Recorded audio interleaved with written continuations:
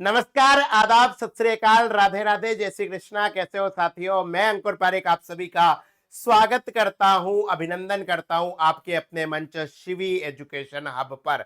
जिस चीज का इंतजार काफी लंबे समय से हो रहा था, एकलव्य मॉडल रेजिडेंशियल स्कूल यानी कि EMRS की नई भर्ती का, उसका नोटिफिकेशन आ चुका है। और नोटिफिकेशन के साथ साथ में भैया खेला कर दिया है। एग्जाम जो होगा वो अब टायर 1 और टायर 2 होगा, यानी कि तैयारी सॉलिड करनी होगी। लेकिन सॉलिड क्यों करनी है? क्योंकि भैया पोस्ट आई है पूरी 7267, 7267। तो कंप्लीट इंफॉर्मेशन के लिए आपको जुड़े रहना होगा वीडियो के अंत तक। अभी मैं आपको ऑफिशियल नोटिफिकेशन की तरफ ले जाऊंगा, ऑफिशियल नोटिफिकेशन समझाऊंगा। उसके बाद में EMRS की जितनी भी वैकेंसी है उनका अलग अलग सेपरेट वीडियो भी आपको इस चैनल पर मिलेगा। हम आपकी मदद के लिए क्या करेंगे वो सभी चीजें आपको बताई जाएगी। तो संपूर्ण जानकारी के लिए बने रहिए अंत तक और वीडियो को शेयर कर लीजिए। देखिए, ये ऑफिशियल नोटिफिकेशन जारी हुआ था, ठीक है, EMRS स्टाफ सिलेक्शन एग्जाम 2025 का, ठीक है। ऑफिशियल नोटिफिकेशन से समझाएंगे आपको एक एक चीज, जो जो काम की चीजें हैं। और ये ऑफिशियल नोटिफिकेशन आपको हमारे Telegram channel Shivi education hub पर भी मिल जाएगा, ठीक है। यहां पर सबसे पहले हम देखते हैं कि इंफॉर्मेशन EMRS के अंदर क्या क्या चीजें हैं आपकी। तो सबसे पहले तो भैया सबमिशन फॉर्म सबमिट करने की लास्ट तारीख है 23 अक्टूबर 2025, 23, ठीक है। फीस आपको नॉन रिफंडेबल है, यानी कि फीस जमा करानी ही पड़ेगी। फीस को इन्होंने दो पार्ट में डिवाइड करा है, ध्यान से देखिए। SC, ST और PWBD कैंडिडेट्स के लिए एप्लीकेशन फीस 0 है, चाहे प्रिंसिपल हो, चाहे PGT TGT हो, चाहे नॉन टीचिंग स्टाफ हो। और प्रोसेसिंग फीस 500 है, यानी कि एक कैटेगरी के लिए आपको 500 रुपए जमा कराने पड़ेंगे, फीमेल, SC, ST, दिव्यांग को। और उनके अलावा सभी, यानी कि जनरल मेल OBC मेल्स के लिए एप्लीकेशन फीस है प्रिंसिपल की 2000, प्रोसेसिंग फीस है 500, यानी कि टोटल फीस हो गया 2500, ठीक है। इसी तरीके से PGT TGT की 1500 प्लस 500 2000, नॉन टीचिंग स्टाफ की 1000 प्लस 500 1500। यहां पर अभी इन्होंने ये नहीं बताया है कि एग्जाम कब होगा, टायर 1 कब होगा, टायर 2 कब होगा। तो इन्होंने कहा है इसके लिए आप वेबसाइट पर अपडेट होते रहिए,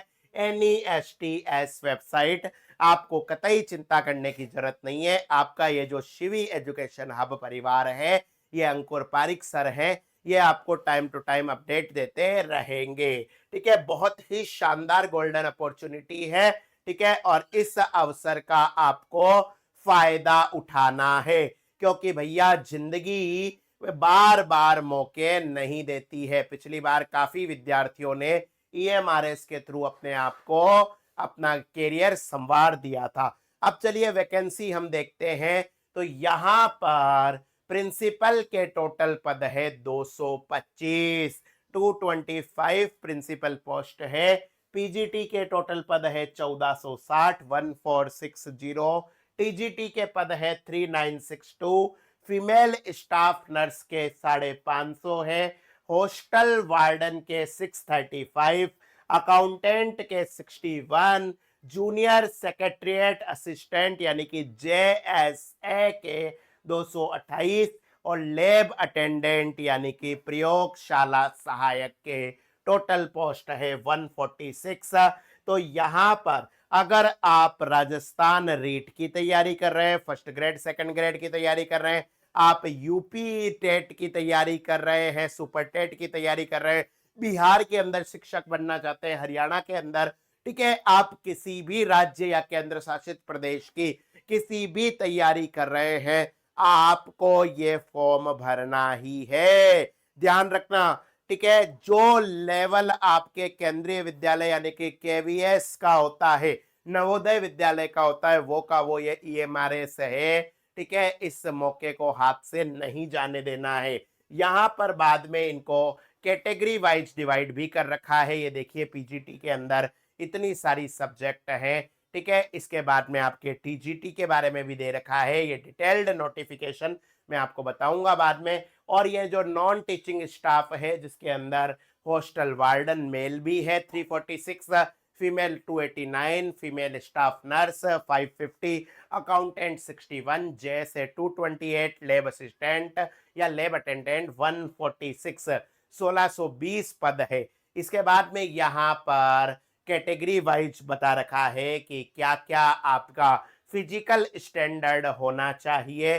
ठीक है, ये सारी की सारी चीजें अगर आप चाहेंगे तो सरल भाषा में आपको समझा देंगे। आज हमारा फोकस है कि आखिर ईएमआरएस ने इतने लंबे समय इंतजार कराने के बाद क्या धमाका करा है, उस धमाके की तरफ मैं आपको बताऊंगा। इससे पहले भैया हम आते हैं पेमेंट पर। सबसे बड़ी चीज होती है सैलरी, न बाप बड़ा न भैया, सबसे बड़ा रुपया।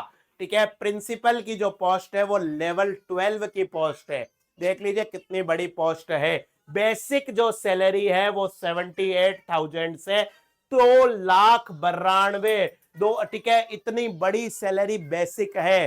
ठीक है, इसके बाद पीजीटी के अंदर आपके लेवल 8 है, टीजीटी के अंदर लेवल 7 है, लाइब्रेरियन भी लेवल 7 है। इसके बाद आर्ट और music teacher level 6, female staff nurse, hostel warden ये दोनों लेवल 5 है, अकाउंटेंट लेवल 6 है, जैसे लेवल 2 है, और लैब अटेंडेंट लेवल 1 है। याद रखना पेपर आपके दो पेपर होंगे। एक होगा टायर 1 जो कि आपके ओएमआर बेस्ड होगा, यानी कि सीबीटी नहीं है। बहुत सारे लोग ये कयास लगा रहे थे कि क्या सीबीटी होगा। ईएमआरएस ने कहा ना बाबा ना, अभी तो हम ओएमआर लेंगे। ठीक है, पेन पेपर का मोड होगा। और टायर 2 जो है उसके अंदर डिस्क्रिप्टिव ट्यूशंस भी होंगे यानी कि राइटिंग स्किल जो आपके यूपीएससी के अंदर या स्टेट पीसीएस के अंदर होता है कि आपकी लेखन शैली में कितना दम है, उसके आधार पर एक बड़ा सिलेक्शन का हिस्सा होगा, प्लस एमसीक्यू भी होगा। ठीक है, यहां पर याद रखना है। और इसके साथ साथ में टायर 2 के बाद में प्रिंसिपल के लिए इंटरव्यू है और जैसे के लिए स्किल टेस्ट है।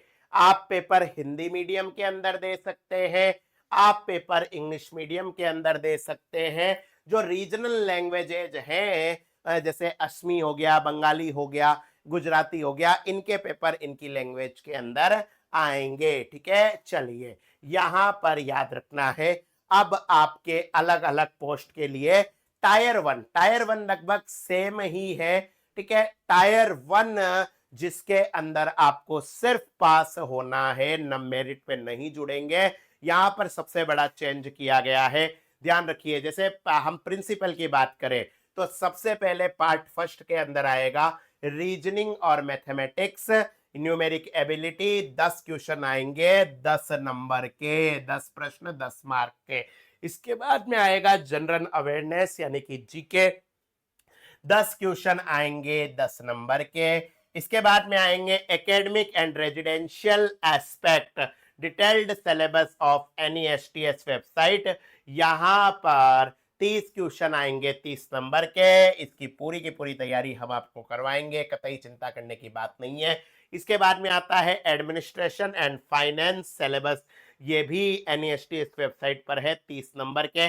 और इसके बाद में आता है लैंग्वेज कॉम्पिटेंसी टेस्ट, जिसके अंदर 10 नंबर की इंग्लिश, 10 नंबर की हिंदी, टोटल 20 क्वेश्चन 20 नंबर के।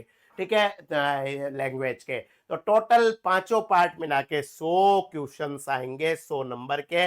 और यहाँ पर आपको जिस तरीके से यूपीएससी प्री होता है उसी तरीके से होगा, यानी कि इसके नंबर मेरिट के अंदर नहीं जुड़ेंगे। इसके बाद में प्रिंसिपल पोस्ट के अंदर जो टायर 2 है उसके अंदर academic and residential aspect, administration and finance detailed syllabus. ठीक है, यहां पर ये NESTS tribal.gov.in के अंदर है। ठीक है, यहां पर आपके 40 क्वेश्चन ऑब्जेक्टिव आएंगे जो कि 40 नंबर के होंगे। OMR पर आपको आंसर देने होंगे और साथ में 15 डिस्क्रिप्टिव क्वेश्चन होंगे, 15 डिस्क्रिप्टिव क्वेश्चन होंगे। एक क्वेश्चन 4 मार्क्स का होगा, तो टोटल 60 नंबर के ये क्वेश्चन होंगे। ठीक है, तो इस तरीके से 40 + 60 100 नंबर का ये पेपर होगा। इसके बाद में आपके इंटरव्यू होगा, और इंटरव्यू ठीक है आपके कितने नंबर का होगा, 40 नंबर का होगा। ठीक है, तो एक तरीके से 100:40 यानी कि 80:20 है आपका जो सिलेक्शन होगा, वो टायर 2 + टायर 3 में होगा। समझ में आ गया? सिलेबस में चेंज हुआ है प्रिंसिपल का। टायर 1 ठीक है केवल क्वालिफाइंग, टायर 2 आपका ऑब्जेक्टिव प्लस डिस्क्रिप्टिव दोनों पेपर मिलाकर होंगे, और टायर 3 जो है वो होगा साक्षात्कार यानी कि इंटरव्यू। अब आती है पीजीटी। पीजीटी के अंदर भी आप देखिए, सबसे पहले तो 100 नंबर का आपका जो होगा वो होगा प्री, ठीक है, या टायर 1 क्वालिफाइंग पेपर, जिसके अंदर जनरल अवेयरनेस आपके 10 क्वेश्चन 10 नंबर की। इसके बाद में रीजनिंग एबिलिटी 15 क्वेश्चन 15 नंबर के, knowledge of ICT 15 question 15 number के, टीचिंग एप्टीट्यूड 30 क्वेश्चन 30 नंबर के। इसके बाद में डोमेन नॉलेज, ठीक है, देखिए कितना बड़ा चेंज किया है। पिछली बार जो डोमेन का वेटेज था वो काफी ज्यादा था, लेकिन इस बार EMRS ने टायर 1 के अंदर ठीक है आपका experimental activity based pedagogy and case study based question 20 है, और नई शिक्षा नीति न्यू एजुकेशन पॉलिसी के 10 नंबर है। तो टोटल ये आपके 100 नंबर होंगे। इसके बाद में आपके हिंदी और इंग्लिश का भी 20 नंबर है, लेकिन आपको सिर्फ क्वालिफाई करना है, 4-4 नंबर दोनों में लेकर आना है। ठीक है, language competency test, general English and general Hindi, the part is qualifying in nature with minimum 40% marks together. ठीक है, यहां पर याद रखना है आपको, हिंदी इंग्लिश के 20 में से 8 नंबर लाने हैं। अगर आप इसमें 8 नंबर लाओगे तो इनमें चेक होगा, और उसके बाद में जितनी पोस्ट है उनके 10 गुना लोगों को बुलाया जाएगा फॉर टायर 2, सेकंड स्टेज के लिए बुलाया जाएगा। सेकंड स्टेज के अंदर क्या होगा, चलिए ये भी आपको बता देते हैं। सब्जेक्ट स्पेसिफिक नॉलेज होगा, यानी कि आपके सिलेबस का पूरी तरीके से विषय का ही ध्यान होगा। ठीक है, ऑब्जेक्टिव 40 क्वेश्चन आएंगे 40 नंबर के, डिस्क्रिप्टिव आपके 15 क्वेश्चन आएंगे, एक क्वेश्चन 4 नंबर का, और इस तरीके से 100 नंबर होंगे, और टायर 2 के आधार पर आपकी मेरिट बनेगी। तो याद रखना, पीजीटी के अंदर आपकी ठीक है किसी भी प्रकार का इंटरव्यू नहीं है। अभी मैं आपको पूरा सिलेबस समझा रहा हूं, उसके बाद में हमारी टीम एक एक करके आपको एक एक स्पेसिफिक सब्जेक्ट के बारे में बताएगी। ठीक है, पीजीटी के अंदर हम कौन कौन से सब्जेक्ट में आपकी हेल्प करेंगे, टीजीटी में कौन कौन से करेंगे, ठीक है, वो सारी चीजें होगी। लेकिन एक बार ओवरऑल जो आपका विज्ञापन है उसके बारे में हम आपको डिटेल में बता रहे हैं। देन आता है आपके टीजीटी।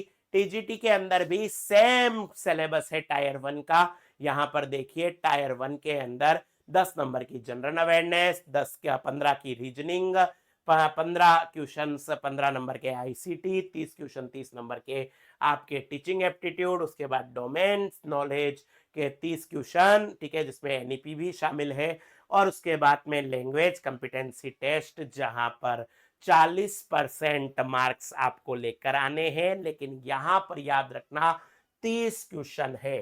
ठीक है, पीजीटी के अंदर 20 क्वेश्चन थे, लेकिन यहां पर हिंदी इंग्लिश के 30 क्वेश्चन है, 30 में से आपको 12 नंबर लेकर आने हैं। उसके बाद में आपके आएगा ठीक है टायर 2, ठीक है, टायर 2 जिसके अंदर सेम 40 ऑब्जेक्टिव क्वेश्चन 40 नंबर के, 15 डिस्क्रिप्टिव क्वेश्चन 60 नंबर के। इसके बाद में आता है हॉस्टल वार्डन।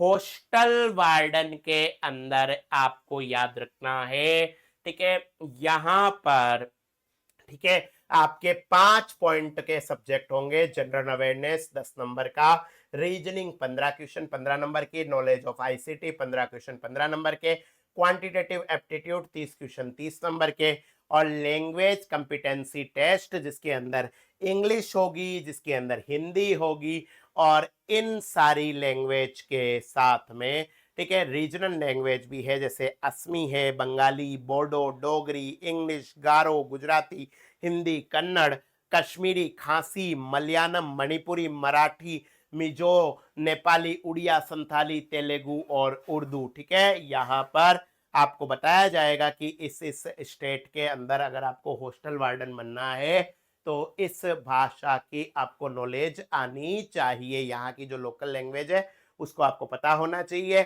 उसके बाद टायर 2 है जिसमें 40 ऑब्जेक्टिव क्वेश्चन, 15 डिस्क्रिप्टिव क्वेश्चन है सिलेबस। ठीक है, इनके सिलेबस के बारे में डिटेल से हम चर्चा बाद में करेंगे। सेम अकाउंटेंट की पोस्ट है, अकाउंटेंट के लिए भी आपके टायर 1 है 100 क्वेश्चन 100 नंबर के, और टायर 2 के अंदर 55 क्वेश्चन 100 नंबर के। फीमेल स्टाफ नर्स जो है उनके अंदर भी यही चीजें हैं। ठीक है, यानी कि टायर 1 लगभग सभी एग्जाम्स के अंदर सेम है 100 क्वेश्चन 100 नंबर के। और उसके बाद में आपके आता है टायर 2। ठीक है, टायर 2 के अंदर 55 क्वेश्चन आपके 100 नंबर के। इसके बाद जैसे में प्राइमरी क्वेश्चन है। ठीक है, यहां पर ये देख लीजिए 100 क्वेश्चन 100 नंबर के, और टायर 2 के अंदर 55 क्वेश्चन 100 नंबर के। लेकिन इसके साथ साथ में आपको, ठीक है, टाइपिंग भी देनी होगी। ठीक है, प्रिंसिपल के अलावा ये जो जैसे है यहाँ पर भी 3 स्टेज में जाएगा। यहाँ पर आपका टाइपिंग टेस्ट होगा, इंग्लिश और हिंदी। ठीक है, यहाँ पर आपको क्वालिफाइंग मार्क्स 20 नंबर का होगा। ठीक है, याद रखना, candidate based on the merit और tier second will be called for tier third. ठीक है, टाइपिंग टेस्ट इन रेशो 1/3, 1:3 में। जो मेरिट होगी वो ध्यान रखना सिर्फ और सिर्फ आपके टायर 2 की होगी। यानी कि यहां पर आपको अगर टाइपिंग में प्रॉब्लम भी है तो आपको सिर्फ क्वालिफाई करना है। ठीक है, आपकी जो मेरिट होगी वो सिर्फ और सिर्फ टायर 2 के आधार पर होगी। ठीक है, इसके बाद में आपके लैब अटेंडेंट का है। लैब अटेंडेंट के अंदर आपका सब्जेक्ट जो है यहाँ पर 100 नंबर का आपका क्वालिफाइंग पेपर है, और इसके बाद 55 क्वेश्चन 100 नंबर के आपके क्या है, टायर 2 है। ठीक है, ये सारी की सारी चीजें मैंने आपको बताई है। जैसे और लैब अटेंडेंट के लिए टायर 1 कॉमन होगा। ठीक है, और इसी तरीके से टायर 1 हॉस्टल वार्डन और फीमेल स्टाफ नर्स के लिए कॉमन होगा, लेकिन टायर 2 अलग अलग होगा। यहां पर याद रखना, और आपके माइनस मार्किंग होगी। ठीक है, माइनस मार्किंग होगी, एक क्वेश्चन का 1 नंबर मिलता है, और गलत अगर आपने करा तो 1/3 कटेगा। यानी कि हम गलत क्वेश्चन कर दिया तो वही बात होगी, हम तो डूबेंगे सनम, संग तुम्हें भी ले डूबेंगे। माइनस मार्किंग होती है, ये बात आपको याद रखनी है बेटा। ठीक है, चलिए इसके बाद में यहाँ पर आपके ओएमआर आंसर से ओएमआर आपको मिलेगा। डिटेल्ड सिलेबस हम आपको NESTS वेबसाइट के थ्रू बता देंगे। ठीक है, यहाँ पर एलिजिबिलिटी आप देख लीजिए। प्रिंसिपल के लिए आपकी जो एलिजिबिलिटी है, सबसे पहले उम्र मैक्सिमम 50 साल होनी चाहिए। लेकिन उसके बाद में जो बाकी कैटेगरीज को SC ST OBC को जो रिजर्वेशन मिलता है भारत सरकार के नियमों से, वो यहां पर भी मिलेगा। क्या क्या चीजें होनी चाहिए, मास्टर डिग्री होनी चाहिए आपके पास किसी इंस्टीट्यूट के थ्रू। ठीक है, इसके बाद में बैचलर डिग्री आपके पास बीएड होनी चाहिए। 3 year integrated BEd MEd course भी हो सकता है। 4 year integrated graduation degree with at least 50% marks, और इसके साथ साथ में आपके पास एक्सपीरियंस होना चाहिए। ठीक है, principal in central state government autonomous organisation, central state government का, या इसके अलावा आपके पास vice principal, assistant education officer, central state government या ऑटोनोमस ऑर्गेनाइजेशन के पास में आपका होना चाहिए। इसके बाद पीजीटी के लिए जो उम्र है वो 40 साल है मैक्सिमम, लेकिन इसके साथ साथ में जो आपका रिजर्वेशन कैटेगरीज को मिलता है वो यहाँ पर भी है। पीजीटी के लिए वही क्वालिफिकेशन है जो बाकी जगह होती है। सबसे पहले तो आपका पोस्ट ग्रेजुएशन होना चाहिए, आपके पास में बीएड होनी चाहिए, ठीक है। और यहाँ पर एक चीज इन्होंने लिख रखी है कि आपको मास्टर डिग्री कौन से सब्जेक्ट में होनी चाहिए। जैसे पीजीटी इंग्लिश आप करना चाहो तो इंग्लिश में ही आपकी एमए होनी चाहिए, हिंदी के लिए हिंदी, पीजीटी फिजिक्स के लिए फिजिक्स, ठीक है। और अगर फिजिक्स में नहीं है तो आप फिजिक्स की किसी ब्रांच के अंदर आपने स्पेशलाइजेशन करा है, ठीक है, जैसे आपने मेटाफिजिक्स में करा है, काइनेटिक्स में करा है, लेकिन साथ साथ में ग्रेजुएशन आपका फिजिक्स होना चाहिए। ये सेम टू सेम केमिस्ट्री के साथ है, मैथमेटिक्स के साथ है, इकोनॉमिक्स के साथ है, बायो के साथ है। बायो में आपकी जूलॉजी बॉटनी दोनों इसके अंदर शामिल होती है, ठीक है। और इसके अलावा हिस्ट्री है, ठीक है। ये सारी की सारी सब्जेक्ट के अंदर लगभग लगभग वही है जो आपके फर्स्ट ग्रेड या पीजीटी के अंदर होता है। कंप्यूटर साइंस पीजीटी के अंदर आपका एमएससी होना चाहिए कंप्यूटर साइंस, आईटी के अंदर एमसीए, एमई या एमटेक। एमटेक आप किस में कर सकते हैं? कंप्यूटर साइंस आईटी में, ठीक है। यहां पर साफ साफ लिखा हुआ है कि अभी बीएड नहीं है चलेगा, लेकिन सिलेक्शन के बाद में अगर प्रमोशन चाहिए तो भैया बीएड कर लेना, कोई टेंशन वाली बात नहीं है। इग्नू कराता है, बहुत राज्यों की ओपन यूनिवर्सिटी भी कराती है, एक बार नौकरी ले लो, बीएड तो होती रहेगी, ठीक है। इसके बाद में आपके आता है टीजीटी। टीजीटी के अंदर यहाँ पर सेम टू सेम वही है जो आपके सीटेट के अंदर टीजीटी की होती है या फिर अलग अलग स्टेट के अंदर होती है। बीएड प्लस आपका ग्रेजुएशन होना चाहिए, ठीक है। अब देखिए साफ साफ लिखा हुआ है, candidate with BSc honours in physics और chemistry are not eligible for the post of TGT maths, ठीक है। यहाँ पर मैं टीजीटी अगर आपने साइंस के अंदर करना चाहो तो ये सब्जेक्ट का पैटर्न है, ठीक है। ये सब्जेक्ट होनी चाहिए, main subject plus subsidiary subject. इसके बाद टीजीटी सोशल स्टडीज के बारे में आपको दे रखा है, टीजीटी रीजनल लैंग्वेज के अंदर दे रखा है, टीजीटी कंप्यूटर साइंस के अंदर आपके पास में बीसीए होनी चाहिए, ठीक है। बीटेक आप कर सकते हैं कंप्यूटर साइंस या आईटी के अंदर, ठीक है, 50% के साथ में, लेकिन साथ साथ में आपको कहा है कि भैया बाद में बीएड कर लेना, ठीक है। आर्ट टीचर के बारे में भी दे रखा है इन्होंने, म्यूजिक टीचर के अंदर भी ये सारी की सारी वैकेंसी आपकी दे रखी है, ठीक है। इसके बाद में हम आते हैं आपके लिए, ठीक है, कुछ महत्वपूर्ण जो नॉन टीचिंग स्टाफ से जुड़े हुई पोस्ट है। फिजिकल एजुकेशन टीचर, शारीरिक शिक्षक। याद रखना अगर आपने बीपीएड कर रखा है तो आप एलिजिबल हो, ठीक है। बीपीएड कर रखा है तो एलिजिबल हो। लाइब्रेरियन के लिए आपने bachelor degree in library science, ठीक है, bachelor degree in library and information science, integrated master end of library and information science, 50% marks आपको चाहिए। फीमेल स्टाफ नर्स के लिए आपने बीएससी नर्सिंग कर रखी है या regular course in BSc nursing कर रखी है या पोस्ट बेसिक बीएससी नर्सिंग कर रखी है तो आप एलिजिबल हो। इसके बाद में पोस्ट आती है आपके हॉस्टल वार्डन की।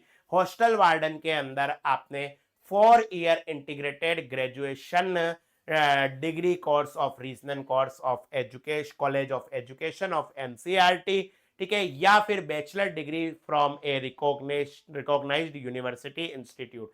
आपने कोई सी भी बैचलर डिग्री कर रखी हो तो आप इसके लिए एलिजिबल हो। याद रखना बहुत शानदार पोस्ट है और इसके आपको तैयारी शिवी एजुकेशन हब बेहतरीन तरीके से करवाएगी। हम पिछले 6 महीने से हॉस्टल वार्डन के लिए नोट्स प्रिपेयर कर रहे हैं, जल्दी ही आपकी डेमो क्लासेज यूट्यूब चैनल पर लगेगी। इसके साथ में अकाउंटेंट्स के लिए आपको कॉमर्स में डिग्री होनी चाहिए, ठीक है। याद रखना बीबीए इसके लिए एलिजिबल नहीं है। जैसे के लिए आपके पास 12th क्लास होनी चाहिए और साथ साथ में आपको 35 WPM इंग्लिश में टाइपिंग और 30 WPM हिंदी टाइपिंग आपकी स्पीड होनी चाहिए। लैब अटेंडेंट के लिए आपकी 10वीं क्लास का आपको सर्टिफिकेट हो या 12वीं क्लास साइंस स्ट्रीम से आपकी होनी चाहिए। ये सारी की सारी इंफॉर्मेशन आपके साथ में शेयर करी है, ठीक है। अब मैं आपको बताता हूं मोटा मोटा एक बार जल्दी से इसके लिए, ठीक है। यहां पर आपके लिए एक बहुत गोल्डन अपॉर्चुनिटी है ईएमआरएस की। तो ईएमआरएस के लिए बेटा आपको सबसे पहले टायर 1 जो है उसको पास करना होगा। कहने को ये क्वालिफाई है, लेकिन इसके अंदर अगर आपकी थोड़ी सी भी सावधानी हटी, दुर्घटना घटी, जैसे स्टाफ नर्स के लिए है, तो फीमेल स्टाफ नर्स के लिए यहां पर सब्जेक्ट का कुछ भी नहीं आ रहा है। ठीक है, जैसे के लिए सब्जेक्ट का कुछ भी नहीं आ रहा है, तो टायर 1 आप तब तक क्वालिफाई नहीं करोगे, तब तक आपकी नैया पार नहीं होगी। इसके बाद में आपके आता है टायर 2, जो कि मेन रोल है। ठीक है, इस टायर 2 के अंदर आपके ऑब्जेक्टिव क्वेश्चन तो है ही, साथ में सब्जेक्टिव क्वेश्चन भी है। जल्दी ही आपकी यहां पर हम तैयारी कराने वाले हैं। अगर आप हमारे साथ में जुड़ के ईएमआरएस की तैयारी करना चाहते हैं, तो भैया इन नंबरों पर हमें मैसेज कर दीजिए, yes sir we want preparation of EMRS. मेरा वादा है, एक ऐसा कोर्स लेकर मैं आने वाला हूं जिसके अंदर आपको 100% गारंटी होगी टायर 1 की। ठीक है, आज के लिए इतना ही। शिवी एजुकेशन हब नाम का हमारा एप्लीकेशन है। ठीक है, टेलीग्राम भी शिवी एजुकेशन हब का है, नाम का है, जहां पर मैं आपको ठीक है पूरा का पूरा सिलेबस अपडेट करता रहूंगा। ठीक है, इस वीडियो को जितना ज्यादा शेयर कर सकते हैं उतना ज्यादा शेयर करिए। आपके जो भी क्वेश्चन है आप कमेंट कीजिए या इन नंबरों पर मैसेज करिए, आपको हमारी टीम आपसे बात करेगी। आज के लिए इतना ही। अपना, अपने चाहने वाले और अपने हिंदुस्तान का ख्याल रखिए। हंसते रहिए, मुस्कुराते रहिए। राधे राधे, जय श्री कृष्ण।